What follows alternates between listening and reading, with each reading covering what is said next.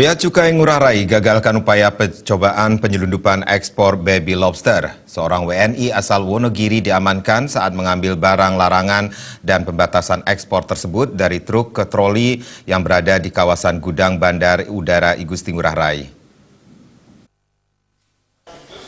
Ekspor ilegal tersebut berhasil digagalkan atas sinergi petugas Bea Cukai Ngurah Rai, Bea Cukai Kanwil Bali Nusra dengan Balai Karantina Ikan Pengendalian Mutu dan Keamanan Hasil Perikanan Kelas 1 Denpasar.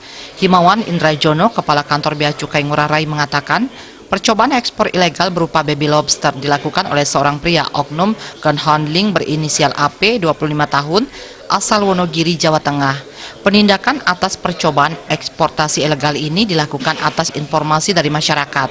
Menindaklanjuti informasi tersebut, pemantauan bersama dilakukan oleh petugas gabungan.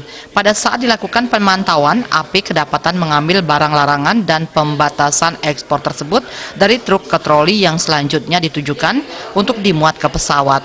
Pada saat penggeledahan dilakukan terhadap AP, petugas menemukan barang bukti sebanyak 19 kantong plastik berisi baby lobster jenis pasir sebanyak 16.663 ekor dan 1 kantong plastik berisi baby lobster jenis mutiara sebanyak 529 ekor dengan total seluruhnya sebanyak 17.192 ekor.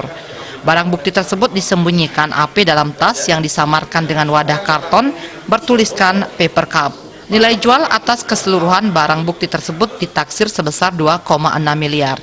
Masih ada beberapa pelaku yang kita kejar. Ini adalah pelaku utama yang kemarin pagi kita tangkap, dan dari hasil pengembangan sesaat kami telah mendapatkan beberapa nama. Dan nama ini yang akan kami lead dan kami akan tangkap untuk kemudian diproses sesuai ketentuan yang diatur dalam ketentuan perikanan.